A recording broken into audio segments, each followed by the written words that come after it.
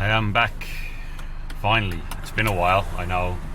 It's been over a month from what I can gather. I think it was the 17th of August, going back through my records, the last time I recorded one of these unbelievably terrible podcasts.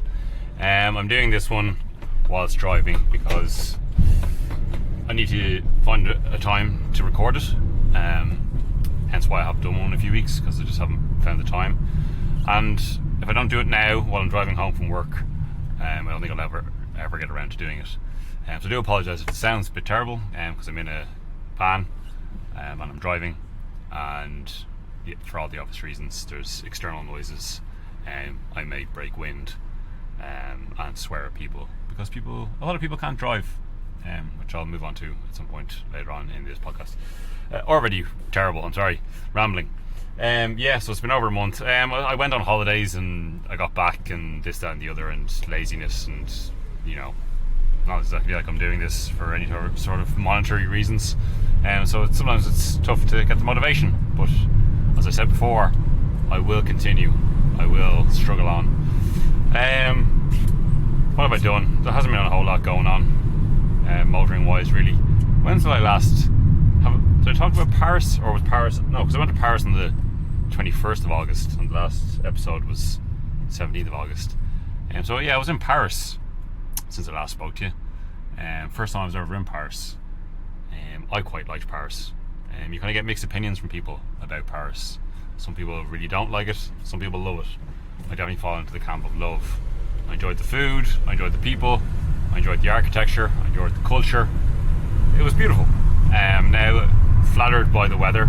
The few days I was there, it reached the heights of 30 plus degrees, which I know for some people is too warm. Personally, I like that kind of stuff. I was hoping to trip over old French tat while I was there. Not really the case. The first day I was there, look at this fucking taxi driver cutting into lanes. I think they own the fucking world. Roads even.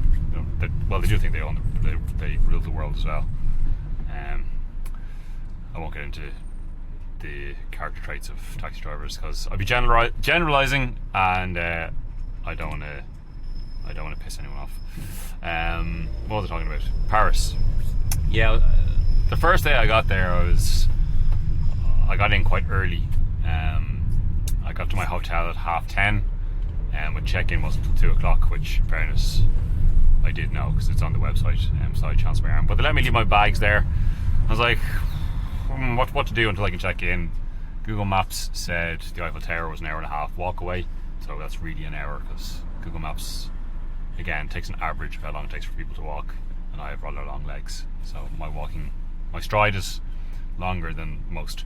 So I said, alright, I'll wander down to the Eiffel Tower, and then I'll walk back. I'm walking down, I was like, I'm really not wowed by the car scene thus far. And then on the way back, I decided I would rent one of those Lion bicycles to get back to my hotel to check in. And Google Maps decided to send me directly across l'Arc de Triomphe, the infamous roundabout of Europe that goes around the Arc de Triomphe, which was exciting, I must say, on a bicycle. Not as crazy as it probably once was, but still quite an interesting experience. But yeah, it seems to work. People don't seem to hit each other.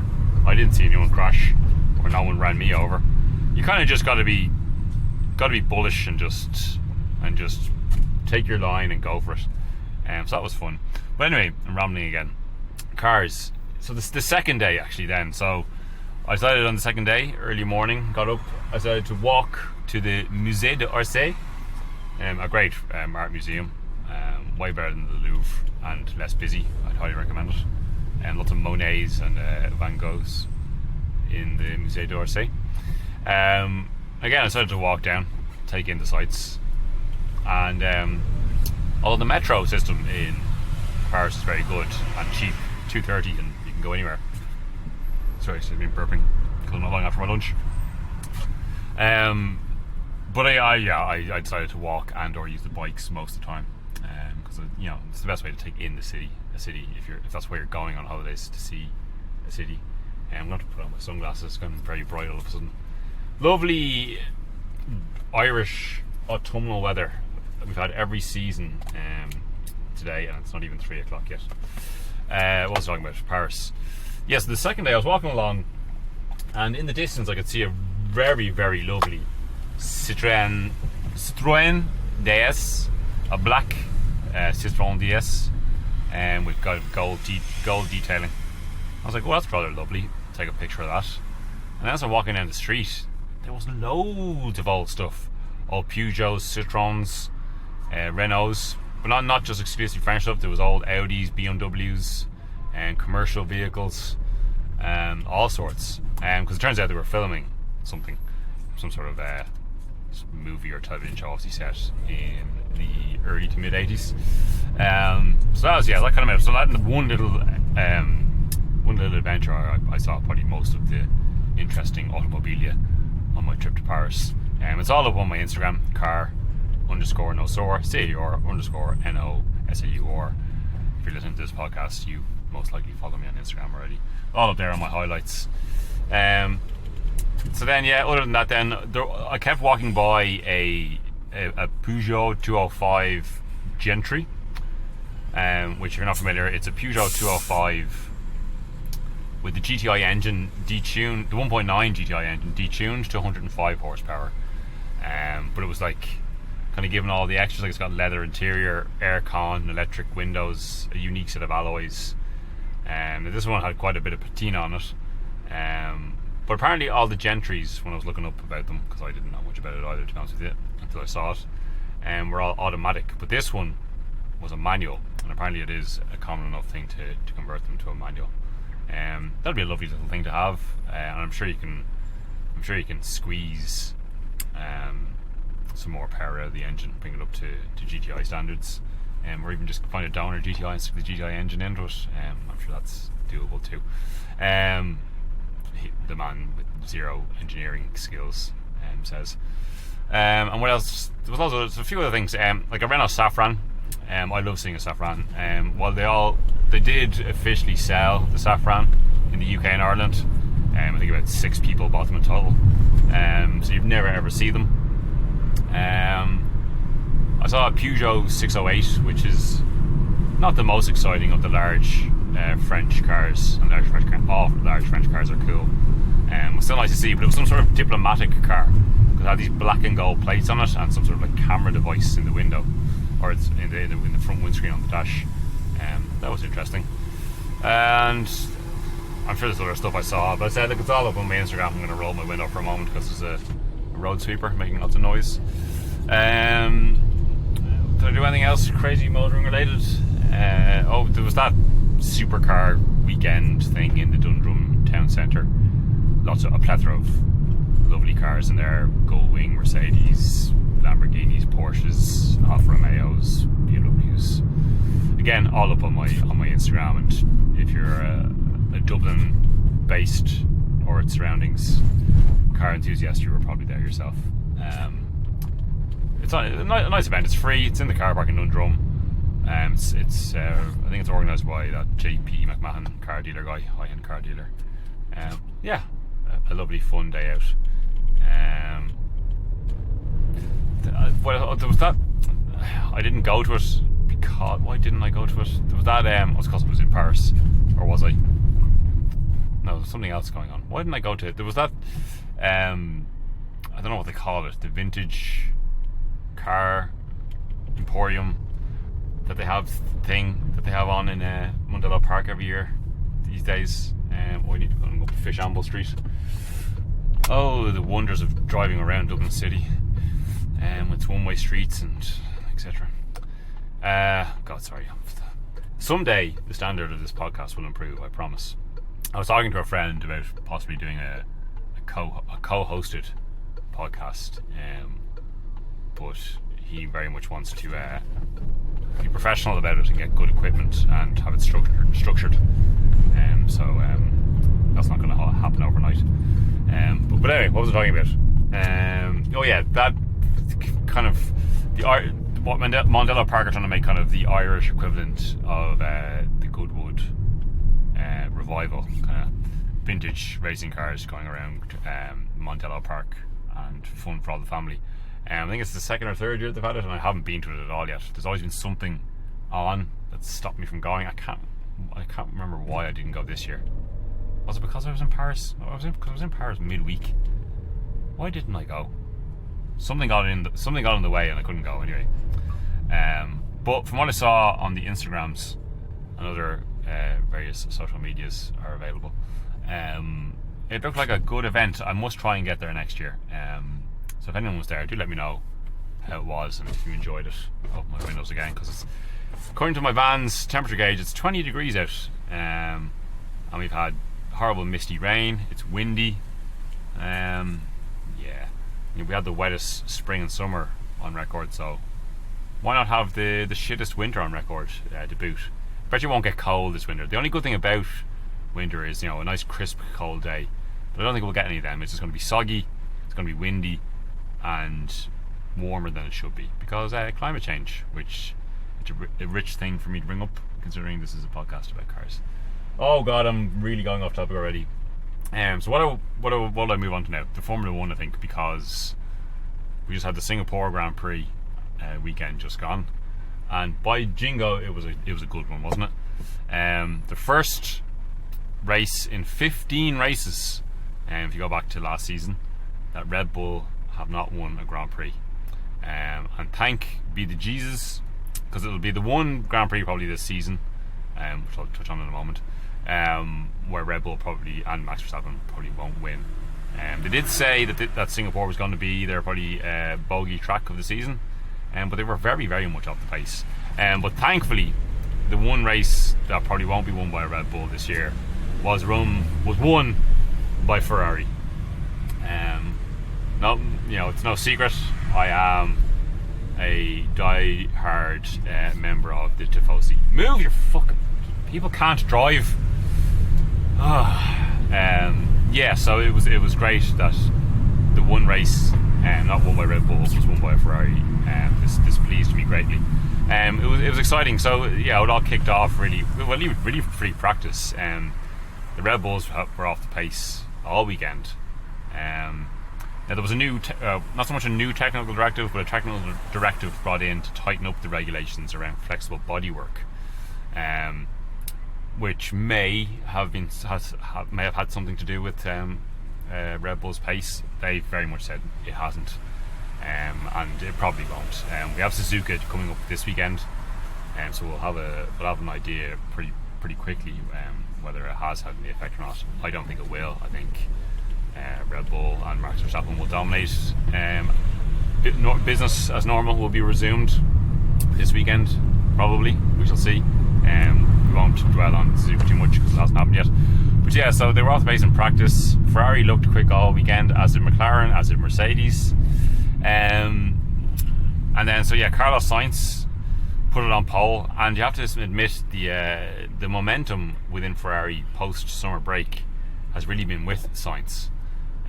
Although they didn't have a great weekend at all in Zandvoort. He was the quicker of the two drivers there. He was the quicker of the two drivers in Monza, putting it on pole there and holding off his teammate, and getting on the podium for Ferrari at home. And then dominating practice sessions, taking pole, and then leading from pole and winning the race in Singapore. And a very clever win. He managed the pace. The whole first phase of the race was all tyre management and managing the pace. Then there was a safety car at I think it was around lap 17 or something, because poor old Esteban Ocon's gearbox shit itself. He was having a great race at that point, battling with Alonso and amongst others, and I think it was K-Mag and stuff, running well in the points, and his gearbox shit itself, and he had to pull in just before the pit entrance. That was what brought out the first safety car. No, I'm getting that completely wrong. The first safety car was brought out because Logan Sargent in the Williams, oh my god, drive, oh god, he stuck his Williams into the barrier and ripped off his front wing. Now he managed to keep it going and get it back around to the pits to get a new nose, but he left carbon fibre all over the racetrack. So that's why they brought out the safety cars to clear up the debris. Everyone took it, because anyone who started on the medium or soft tires used it as a chance to get a cheap pit stop while the safety car was out. But what that meant was a bit of double stacking going on, which Charles Leclerc, who Charles managed to get second, he qualified third, and he beat Russell off the line, who was in second, because he started on the softs, everyone else was on the mediums. But he held back, so he wouldn't. He held back in pace wise, so he didn't end up undercutting Sainz in normal race conditions. But then he held back coming into the pit lane because they were going to have to double stack. And then when he did pull into the pits, they had to hold him in the box because there was traffic coming down the pit lane, so he ended up dropping down to 6th. Just an unfortunate roll of the dice, unfortunately. And then so it ended up being then Sainz, Russell, was it Russell, Lando, possibly Hamilton at that point. Anyway, the race continued on. The Red Bulls didn't pit, so then Verstappen was 5th, and Perez, I think, moved up to 7th behind Leclerc and blah blah blah after that. Because the reason the Red Bulls didn't pit under the safety cars because they started on the hards, but the hards were starting to degrade, so they started dropping back. It was too early for them to pit anyway for the mediums, because they wouldn't have made the mediums last until the end of the race.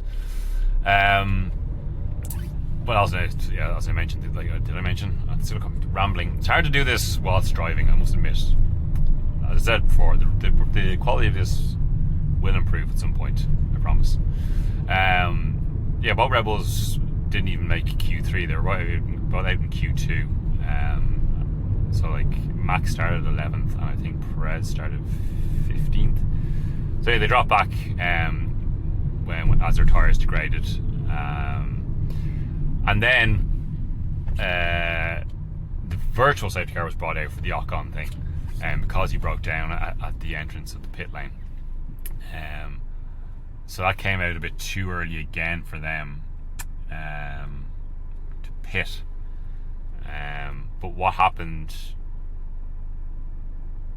Or did it come out? Did the virtual safety car happen after? Yeah, it must have happened after they pitted. Because, so the original safety car came out too early for them, and then they already pitted, so then they couldn't take advantage of the virtual safety car for another pit, for their only pit stop, because they'd already pitted. But anyway, the virtual safety car then, because it had been quite processional up until that point, but then the virtual safety car came out for Ocon's thing, and poor Ocon, it was his birthday as well. The Mercedes decided to roll the dice and pit for new medium tyres, I think, wasn't it? Or was it new softs? And there was only, I think, 15, 16, 17 laps to go. At the time I was like, why aren't Ferrari pitting too? But in hindsight now, Ferrari actually didn't have any new tyres to pit for, and so it made no sense for them to pit. So the Mercedes came back out in third and fourth. In 5th and 6th. Just behind Leclerc in 4th. Is that right? Look, it would have been Sainz, Norris. Charles wasn't 3rd at that point. Who was 3rd? They came out behind Leclerc. They got by Leclerc pretty quickly. God, I'm terrible at this. So Leclerc would have been... Leclerc must have been... Leclerc was 3rd. And so they came out 4th and 5th. And on much fresher tyres than the top three. So they got by Leclerc relatively quickly. He did hold them up a bit as much as he could, but he didn't fight it too hard because it was inevitable.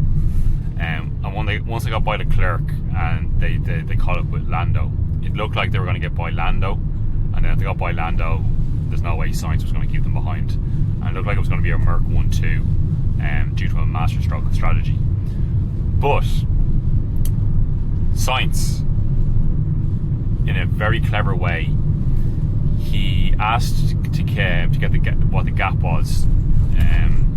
He wanted his engineer to give him the gap to Lando every lap, and what he did was he kept Lando within a second, so Lando was able to get DRS off him, which gave him enough pace to keep the Mercedes behind. And then on the last lap, in his overexuberance, George Russell clipped the wall at turn 11, 12, 13, I think, whatever number corner it was. Broke his rear suspension and was out, kicking himself. Because they would have had a sure podium, if not the race win. But then, so then at the end of the race, it ended up Sainz brilliantly, a masterstroke, taking the race win. Lando taking a well-deserved podium, unexpected and well-deserved podium, which he was delighted with, and then Hamilton managed to get third for Mercedes, which is a decent enough result, all considered. But it was a brilliant race, probably the only race that Red Bull won't win, and we shall see what the lay of the land is come Suzuka. I think they're going to be back on it again. If they're not, it goes to show that the tightening up of the technical regulations was probably a good thing, because they were quite literally bending the rules because it's about flexible bodywork. So the duck was broken. We thought maybe Red Bull would have had a whitewash of a season. They haven't. They've set the record higher now, so Max has 10 race wins in a row within a season, and they have as a team the most race wins in a row. But they don't take. They won't take an achievement that hasn't been achieved yet, winning every race in a season. McLaren being the team that came closest to it in 1988, but they lost one race. It was Monza in 88, and like this season, the one race win was taken by Ferrari. Okay, I've rambled on a bit too much now about Formula 1. Obviously we have to give credit Liam Lawson, who's been the stand-in for Daniel Ricciardo. Scored 3 points. He finished 8th, didn't he? 8th or 9th. Scoring his first points in Formula 1. Doing an outstanding job as a stand-in for Daniel Ricciardo. He definitely deserves a seat on the grid next year. I think he might go to Williams in place of Sargent if Red Bull can come to an agreement with Mercedes and Williams and all that conglomerate. And also fair play to K-Mag, scoring a point for Haas. Haas had a pretty good qualifying. They definitely took advantage of the melee happening in the race. Alex Albon actually, it wasn't a track that suited the Williams, but he had actually managed to get his car up into the points near the end of the race. He was in 10th, and then Sergio Perez dive bombed him on the last lap and took him out of the points. Perez got he might actually been higher up now. He might have been 8th or 9th. Either way, he knocked him out of the points because Albon only managed to finish 11th in the end. Perez got a 5-second penalty for the audacious move, but it made no difference because he finished like 10 seconds ahead of where he was ahead of in 8th, and so he kept his position regardless. They really need to look at those 5-second rules, especially when it completely ruins someone else's race. But yeah, I think that's really everything I need to say about the Grand Prix. We shall see what it's like. Japan coming up. Suzuka's a great race. I'd probably get up for it because I have a 3-day weekend. I'm off on the Friday and I'm going to see the National, who are playing on Thursday in the 3 Arena, which I'm looking forward to. So I probably, because I have 2 lie-ins preceding it, I probably will get up for the race. I think it's on 7 a.m. in Japan, 7 a.m. our time, whatever that is, local time in Suzuka, Japan. Japanese, it's a great racing circuit. All the drivers love it. I think all of us fans love it. usually gives us good racing. But it'll be interesting to see where Red Bull are, but I think they're going to be back on top again. We all thought Max would probably claim the title at Suzuka, but because of that weekend they had in Singapore, he can't. So Qatar will be the earliest he can win the championship now, which I'm sure the Qataris will be happy with, as would F1. If he doesn't win it there, well then it could happen in COTA, in America, which again I think the Americans and Liberty Media and Formula 1 would also be happy with. But yeah, enough Formula 1 talk. What's been going on in the world of the motor car? One thing I did notice, I know everything is getting expensive these days, and Ireland is becoming a very expensive country. I was in Eason's the other day last week. I had a day off midweek because I worked Saturday. I thought like maybe it was a nice day. It was a nice sunny warm day. So like, maybe I'll pick myself up some literature and just lie in the sun and read. So I was perusing the magazines, and there was a spin-off magazine from Total 911. Yeah, the 911 dedicated magazine. It was the Porsche 911 RS book, they called it. Not particularly. It was just a rather thin magazine with the usual plethora of magazine advertisements in it. And the price tag on this magazine, €20.54. Now that is absolutely outrageous for a magazine. Now I know a lot of that is Ireland tax, but it's still, even the tax can't inflate an RRP that much. Now I know I'm not saying, like, I'm sure the quality of the content was very high. I do believe we should pay for high-end journalism, but Jesus Christ, that's outrageous. Just thought I'd bring that up to depress you and me further. What's been on in the world of the motor car? Since I last spoke, there's also that Alpha 33 supercar was launched, Alfa Romeo supercar. Now look, I won't be too downbeat about the fact that we have an Alfa Romeo supercar. This is a good thing. It's an homage to the Alpha 33 of the 1960s. People seem to be like, oh, amazing. Which, look, as I said, it's a great thing. It's got the V6, the twin turbo V6 that's in the Maserati MC20. That's producing 700 and something horsepower. There will be an electric version as well. But the styling, I can't get on board with. It's kind of it's an homage to the Alpha 33 of the 1960s, but then they tried to make it look futuristic at the same time. I think it looks terrible.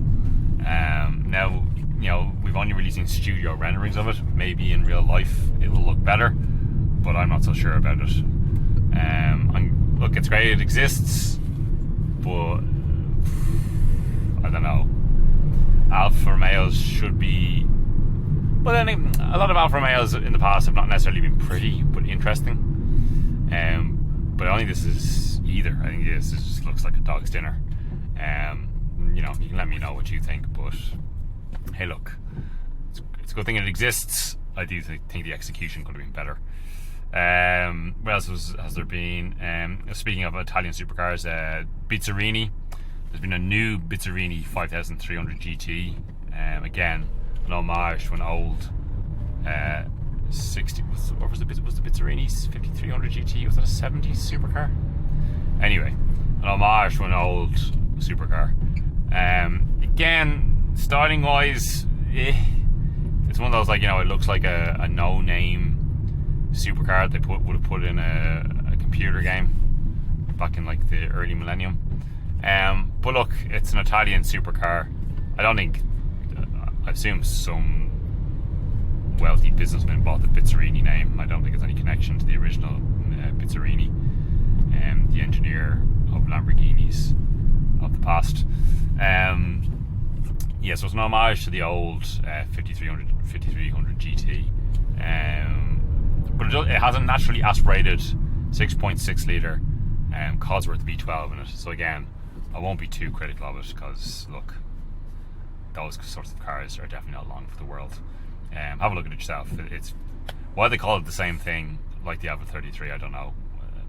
There's too much harking back to the past these days. While I like resto mods, When you're building a new car, do something new. BMW at the German Motor Show, which I think was in Berlin, Munich, I can't remember, a few weeks ago. They showed us the Vision Neue Class. Sorry, my German is not the strongest. Neue Class. It was a concept of their electric future. Although they are having an electric present, the future will be entirely electric in the not too distant future. But it was more of a styling exercise. Now it's very much a concept car, so like when it comes to production vehicles, I'm sure they'll be toned down a bit. But it's a promising design exercise. It looks way better than all of the BMWs we've got of late. So if this is the new design language that BMW are going to be going for, it's a good sign. I'm sure you've all seen it, but if you haven't, give it a go. Vision Neue Class, NEUEKLASSE, Neue Class. Vision Neue Class. Oh yeah, the controversial one of recent, the Toyota Century SUV was launched, which people are disgusted by. And I'm not being pedantic here, but I wasn't so disgusted by it. There's a Defender with a very loud exhaust. Could even be a twisted Defender. We'll get on twisted in a moment as well. What was I talking about there? The Toyota Century SUV. Now it's being built alongside the Toyota Century Saloon. Now had they completely replaced the Saloon with the SUV, that would have been an absolute travesty. But it's been built alongside it for now, anyway, at least. And it kind of looks like a Cullinan, if the Cullinan had been designed by I hate this junction, had been designed by Toyota, but for some reason I don't hate it. I obviously wouldn't have it over a Century Saloon, but it's not, I don't know, it's ostentatious. It's ugly in a traditional sense, but I kind of like it for that. Sorry, excuse me. But yeah, I think it's because it's Toyota, and Toyota on a roll at the moment, and I've always liked Toyota. The first car that my father had that I remember of was a Toyota Carina. As I said, they are on a roll at the moment. They have great history in motorsport. They're Japanese. They're arguably the best Japanese manufacturer, although all the legacy. Actually, I think all Japanese car manufacturers are great. They're probably the most prolific, although you can't really rule out Honda. I'm mincing my words here, but anyway, long and short of it, I don't hate the Toyota Century SUV as much as everyone else does. And no, I'm not just being facetious. It's just, once they keep making the Saloon, I can totally get on board with the SUV as well. I understand why they're doing it. The market's there. Lotus brought out, and have certainly launched anyway, their next electric vehicle, the Emeya, Emeya. So it kind of looks like the Electra. That's what the SUV thing's called. But this is more of a lower slung, large GT saloon car thing. Yeah, whatever. Sure. These non-sports car Lotus EVs are Lotus in name only, really. They're Geelys with Lotus badges on them. It's certainly a striking looking thing, and I'm sure when you see them in real life, it will certainly catch the eye. But not for me. It's just another addition to the strange future we're going into. It's the future I'm not sure I like. But yeah, so I was talking about Twisted there a moment ago. Twisted are now the lads who are known for chavving up, is the best way to put it, I suppose. Land Rover Defenders, and they've now dipped their toes into the Jimny. Same formula, tuning the engine, beefing up the suspension, putting bigger wheels on it, jazzing up the interior. but instead of Land Rover Defenders, now the Jimneys. Whereas, not a bad thing, because the Jimny's powertrain that we get in Europe, the 1.5 4-cylinder, is a bit shit. So they threw a turbo onto it, giving it the much needed torque and power that it currently lacks. I just realised I've gone past the turning I meant to take. That's alright, I can go elsewhere. Do my grocery shopping. What else have I got written down here? I think that's really all that. The Automobili, the lads who made those Resto Mod Delta Integrales a few years ago, they brought out a new thing called the Atmos Safariista. So it's like the Integrale things they brought out, but it's sort of a rally car, rally rage. It's jacked up, full caged up, race interior. I'm not even sure it's road legal actually. The Integrale Resto Mod thing. I'm sure you've seen it. Look, it's cool. I don't like those Integrale Resto Mods they did. They're a bit too chintzy. But look, I'm sure they're an unbelievable thing to drive. And this thing will obviously be good. There's a huge market for these kind of high-end off-road toys, and they're getting in on the game. Again, it's something you can't hate, really, can you? If you haven't seen it, Google it. I'm going to start wrapping this up now because I've been waffling on for I don't know how long, and as ever, this has been terrible. I'll wrap up with my normal trio of things that I give you. The first being my classified find of the week, and this one being an S1 Peugeot 106 Rally in white, which looks like it's in a very good condition. It's got 144,000 miles in it, but it's been very well maintained. It has a Quaife diff. It's NCT'd until August of next year with a fresh NCT. It's in South Dublin apparently. It's up for 9,950, which is a pretty not a bad price for a 106 Rally, because they're becoming quite an expensive car for what is quite a very basic car, but a very special car. 9,950, yeah. It's a car I really should buy myself, but I just don't have 10 grand really at the moment to splurge on a car. But look it up. It's the only 106 Rally currently up on Dundee, so you'll see it. The temptation is strong with that one. What a cool car. My YouTube channel of the week, it's just called Callum. So it's hard to find. His name is Callum Ramsey is the name of the guy who runs it. I've only watched one of his videos, but I thoroughly enjoyed it, and going through his the rest of his videos, I'm sure all of his content is top notch. Oh God, get out of the way, old man. Completely oblivious to everything that's going on around him. Are you getting into this Hyundai, or can I park there? No, you're not. Okay.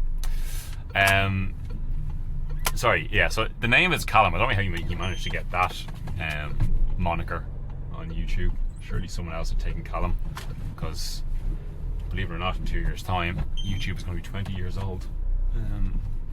Anyway, so the video that I watched, I'm not sure if it was his most recent one, but it was sent to me, and it's very it's half an hour long, so you gotta have time in your hands to watch the whole thing. But it's about Volkswagen Beetles that were sent to the Arctic, or was it Antarctic? Yeah, anyway, yeah, sent to snowy parts of the world. I can't remember if it's north or south. I'm going to assume south, because they were used by Australian scientists in their base that they have down there. Yeah, and you go through the history of these beetles that were sent to the nether regions of the world. I assume it's Antarctic. It must be the Antarctic. God, I'm a retard. Sorry for the use of retard, but I am one. It's not a term I would use for those who you think I'm using it for. It's for people like me who are just stupid. Very politically incorrect. I'm probably going to get cancelled now for this. It's alright, I don't have an audience to really get cancelled from. Yeah, so check him out. It's Callum, as I say, on YouTube. So if you say Callum Volkswagen Beetles, I'm sure it'll come up. But his name's Callum Ramsey. And yeah, I'm sure it'll come up. Good stuff. I must check out some of the rest of his videos. He doesn't exclusively do stuff on cars, but he does do a lot of stuff on vehicles and adventure vehicles and such and such and such. God, I'm terrible at this. And last but not least, I'm not so much going to go for a track as an album this week. As I mentioned, I'm going to the National on Thursday, and they brought out a new album just Sunday night, Monday morning. It's called Laugh Track, and it's their second album within the last 6 months. It's their second album this year, and it's brilliant. If I must pick a track off it that for you to listen to, Space Invaders. It's brilliant. Again, as I mentioned with the National before, I think when I recommended that previous album they brought out, if you like the National, you'll love it. If you don't like the National, maybe it will sway you. If you really don't like the National, it probably won't. But I love the National. I think it's brilliant. I'll stop waffling now. If you have listened, as always, I love you. I will try and keep them more regular after my hiatus of over a month since my last one.